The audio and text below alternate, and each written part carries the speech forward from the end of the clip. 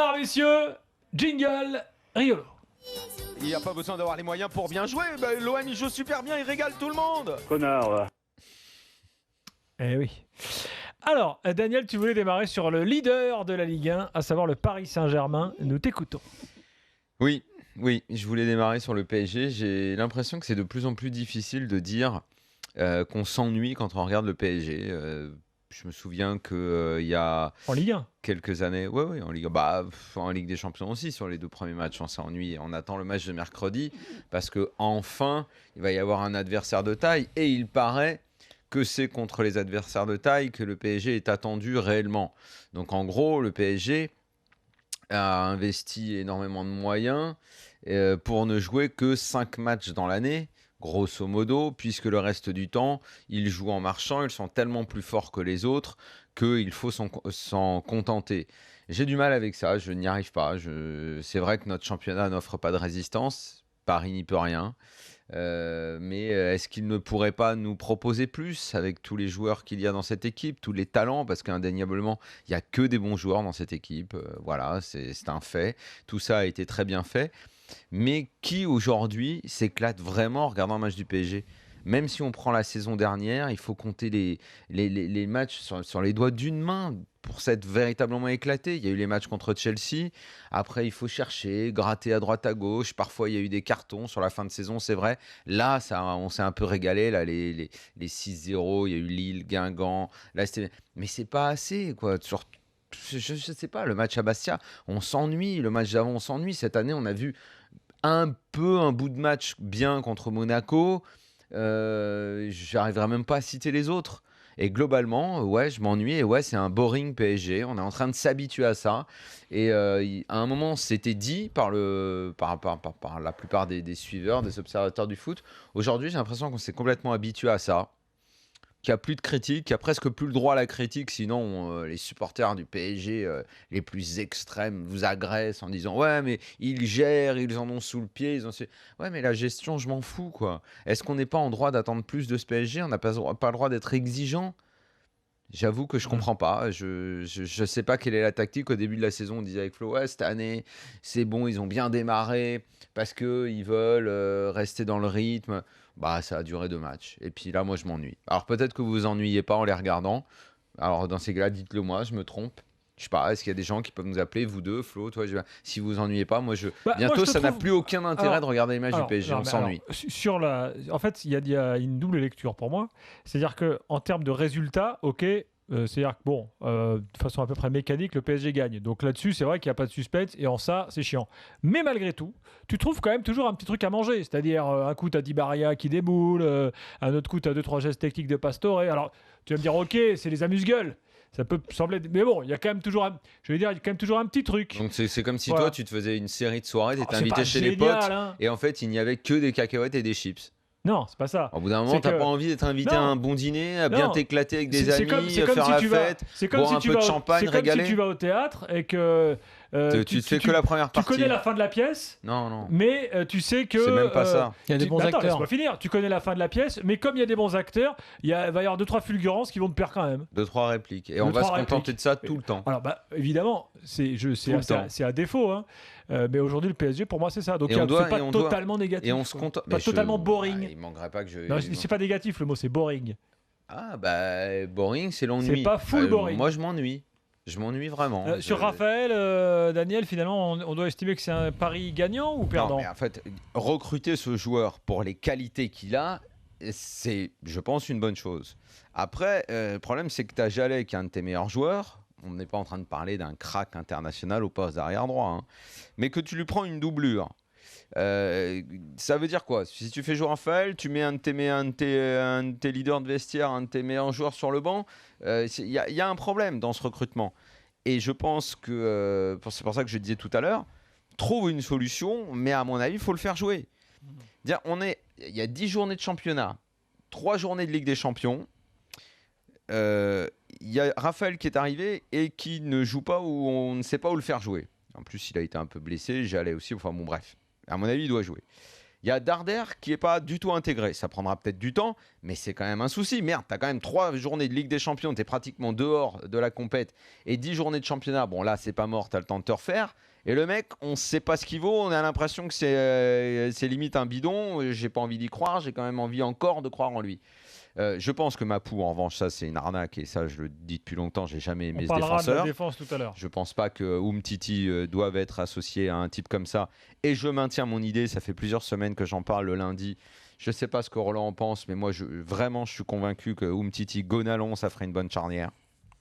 Et que je sais pas si Gonalon apporte tant que ça au milieu pour que ce soit une grosse perte de le mettre derrière par rapport à ce que ça solidifierait défensivement. Ça, c'est difficile à savoir, mais c'est sûr que chaque fois qu'il joue derrière, il est bon. Et peut-être que ça favoriserait l'intégration de Darder au milieu, dans une autre forme de milieu de terrain, j'en sais rien. Enfin bon, il y a peut-être des choses à creuser de ce côté-là. Et enfin, l'autre recrutement, c'est Valbuena. Et moi, je pense que ce soit lui le cadre de l'équipe, c'est une erreur. Il y a un cadre dans cette équipe, ça doit être Lacazette. Et de toute façon, je ne crois pas que Valbuena soit un leader pour Lyon. Enfin, moi, je ne vais pas répéter. Moi, je te dis ce soir, quand on va regarder les prestations, évidemment qu'on va dire que Di Maria n'a pas été bon, que Cavani n'a pas été bon et que Ibra n'a pas été bon. Ouais. Mais pour moi, il y a une raison, et encore une fois, je me réfère à cette excellente interview de Carlo Ancelotti qui décrivait la tactique du PSG. Personne ne peut être bon puisque Ibra casse l'animation offensive.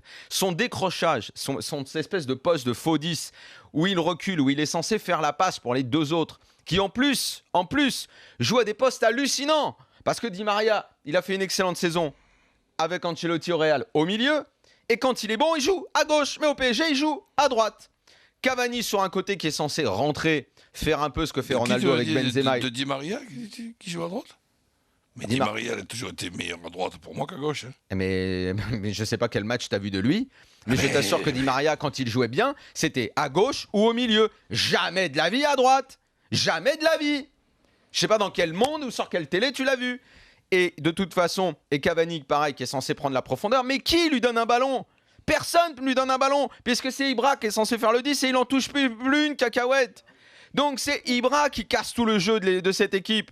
Alors, stop. C'est lui qui casse tout. Mathieu est là au 32-16. Les autres sont mauvais, stop. mais parce que Ibra est mauvais. Salut Mathieu. On le verra quand il n'y aura plus Ibra.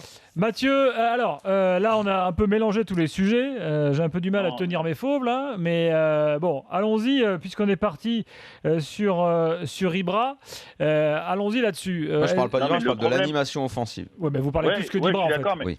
Le problème surtout c'est que Blanc il n'est pas du tout soutenu, il n'y a pas de hiérarchie. Il n'y a personne pour l'aider aussi. C'est-à-dire à quel niveau ? Tu veux dire l'absence de directeur sportif ? Daniel, il est menotté. S'il avait un directeur sportif avec lui qui lui dit « T'as raison, Ibra, il est nul, faut le sortir ». Le problème, c'est qu'Ibra, il a pris le dessus sur Blanc et que c'est Ibra qui le contrôle, le Blanc. C'est ça le problème. Et du coup, c'est normal, Ibra, c'est la base du projet. Mais oui, mais maintenant, la base du projet, le projet, il a changé. Et Carlo, il est parti, Leonardo... Ibra, faut qu'il aille sur le banc, faut qu'il aille jouer Pastore. Moi, j'ai toujours pensé qu'Ibra avait été essentiel dans le projet PSG et que la deuxième partie du projet, c'est-à-dire quand il partira, le PSG avec lui s'est installé dans le top 8 et pour ça, il faudra lui dire merci. Parce qu'il a permis la médiatisation du PSG, le fait que le PSG soit dans le top 8 et soit connu en Europe. Mais c'est une histoire, quand on dit que la Ligue des Champions, ça ne se gagne pas en 1 an, 2 ans, 3 ans, ça se gagne en bien plus de temps. Et ben la première partie, ça aura été avec lui, c'est très bien. Je me réfère toujours à cette partie de l'OM où les Papins, les Waddle ont fait partie de la première histoire et sont partis. On a tourné la page et quand on la tournera... Eh ben il y aura une autre histoire PSG et rien ne dit que ce soit pas mieux. C'est comme à l'époque du PSG, Ginola ou Wea sont partis et le PSG a décroché une Coupe d'Europe. Il n'y est pas pour rien puisque le jeu pratiqué à l'heure actuelle par le Paris Saint-Germain, c'est lui qui l'a mis en place. C'est lui qui a voulu que le PSG, en gros... c'est lui qui a voulu Di Maria, par exemple, aussi. Non, mais que le jeu soit une copie, en gros, prenne pour modèle le Barça, c'est l'idée de Blanc. Donc le jeu qui est pratiqué aujourd'hui avec des évolutions, puisque la première année où il arrive, déjà, il récupère Mota qui n'avait fait que 12 matchs l'année d'avant. Il le récupère, ce qui aide quand même. Le milieu à 3 marche très fort sur la première partie de saison. Ça joue très bien à ce moment-là. Ça joue beaucoup moins bien après. On l'a peut-être un petit peu oublié. Ça ronronne, je trouve, à part en fin de saison l'année dernière où ils se sont... Après, ça dépendait toujours de la volonté des joueurs de se défoncer plus ou moins. En fin de saison, il y a eu des gros cartons, là, 2 fois 6 buts, machin, mais sinon...